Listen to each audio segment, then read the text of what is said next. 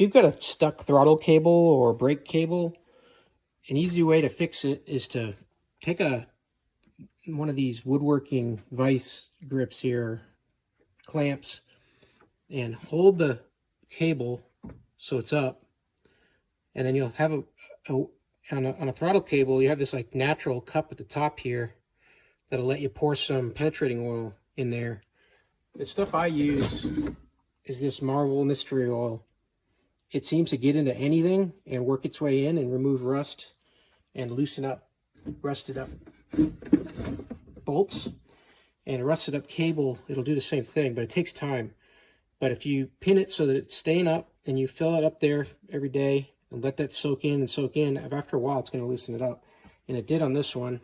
I got the other end over here and I was able to get that back to moving again. I've got another brake cable down here where I'm pouring it into that hole there as well to let it soak down in there. And hopefully I can get this one loosened up. So that's just one way to salvage a cable that might be frozen. You might think you can't get it to work again. That might bring it back to life, save you some money. Hey, if this helped you out, please press subscribe and forward the URL to any of your friends that have a similar issue. And wish you the best.